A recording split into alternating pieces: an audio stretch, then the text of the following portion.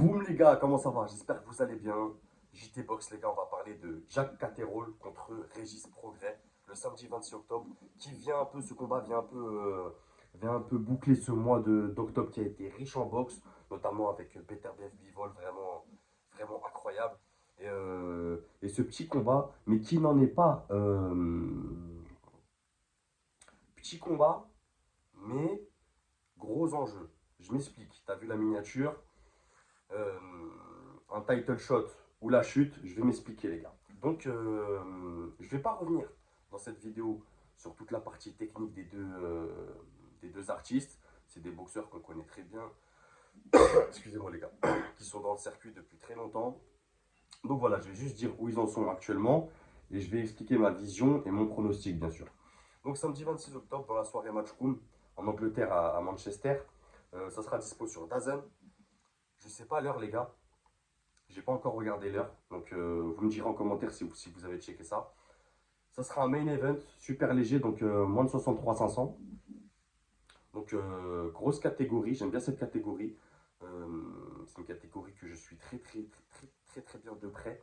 Donc Jack Catterall les gars, on va pas se mentir, il est favori sur ce fight. Même si j'ai fait un sondage sur la chaîne, merci à ceux qui votent toujours, ceux qui commentent. Vous voyez progrès devant quand même. Je crois que c'est soit un 60, 70-30 ou un 60-40, un truc comme ça. Donc Jacques Catterall, les gars, c'est top 9 mondial, top 4 The Ring Magazine, top 2 WBC, top 5 WBA, top 3 IBF et top 2 WBO. Tu vois là en te citant son classement dans les différentes fédés, son classement mondial, son classement The Ring, je me rends compte que vraiment ce combat, pour lui, au-delà d'être important, ça peut lui amener derrière un title shot. Vraiment aller chercher une WBC contre ANA ou Puello, la WBA contre Valenzuela, l'IBF pas trop parce qu'on sait que Liam Paro il combat Hitchins en décembre. D'ailleurs, gros combat ça aussi, Liam Paro contre Hitchins en décembre. C'est le feu les gars, vraiment. Et la WBO, Teofimo Lopez. Donc ça peut derrière lui ouvrir un combat pour un titre et devenir champion. Et je pense que c'est ce qu'ils sont en train de monter. Il a 30 combats à son actif, 29 victoires, une défaite, 0 match nul. Il a, 100, il a 206 rounds dans les pattes depuis qu'il est passé pro en 2012. Donc ça commence à faire longtemps qu'il est dans le circuit. Il a 31 ans, gaucher, 1m70. Son dernier fight, je vous le conseille les gars, contre Josh Taylor. Il prenait sa revanche parce qu'il avait perdu contre Josh Taylor. Et là, il prenait sa revanche. Il a gagné à la décision en 12 rounds en mai 2024. Donc c'est récent. Maintenant, Régis Progrès. Régis Progrès, c'est un combat retour. Top 8 mondial, top 8 The Ring Magazine. Donc, donc on a quand même des boxeurs bien classés, très bien classés, qui s'affrontent dans la catégorie. Euh, Vraiment, c'est beau. Top 12 WBC, top 7 WBA, top 7 IBF et top 7 WBO. Donc il reste bien classé dans les fédés, certes, moins bien classé que Catterall, mais c'est normal, il a subi une défaite, il a perdu sa ceinture, je le rappelle, hein, c'était l'ancien champion WBC. Il a 31 combats à son actif, 29 victoires, 2 défaites et 0 match nul. 2 défaites à noter contre Devin Haney, là où il perd sa ceinture, et une autre défaite contre Josh Taylor. Ils ont un adversaire en commun, c'est vrai, Josh Taylor. Josh Taylor a aussi battu Catterall une fois, mais Catterall derrière est revenu et a rectifié le tir.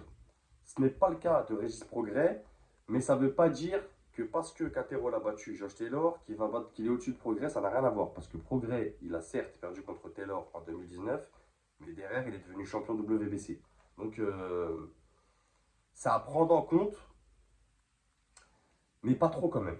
Donc, Progrès, il a 160 rounds dans les pattes depuis qu'il est passé pro en 2012. Ça reste quand même quelqu'un qui est plus un puncher par rapport à Catterall, qui est plus un technicien. Euh, Progrès, il a 35 ans. Il y a quand même 4 ans de différence. Gaucher les deux. 1m73 pour Régis Progrès, il sera un petit peu plus grand, mais la même allonge. Son dernier fight, il perd à la décision sur 12 rounds contre Devin Haney en décembre 2023. Donc ça commence à dater. Ça fait presque un an d'inactivité. Maintenant, moi les gars, personnellement, je vois Catterall gagner ce combat à la décision. Catterall, c'est quelqu'un qui boxe un peu en filichelle gaucher, c'est très chiant à boxer. C'est quelqu'un de très intelligent, qui a un très bon jab, qui gère bien la distance, qui gère bien de manière générale ses rounds et il a une bonne gestion, un bon cardio. C'est quelqu'un qui a un bon débit aussi. C'est pas quelqu'un qui va se laisser endormir. J'ai des doutes sur Régis Prograis. Moi, les combats retour comme ça, là, il n'a pas choisi un combat retour facile, on va dire. Il ne se facilite pas la tâche. Parce qu'en face, il y a un Caterol qui est très haut dans les classements, qui a la dalle, qui sait que derrière, avec ce combat, s'il gagne, il a une potentielle chance d'obtenir un combat pour un titre. Donc, je ne pense pas que ça soit le meilleur matchmaking pour Régis Prograis. D'où je vais aller à la rencontre des votes, les gars, dans la commune et tout.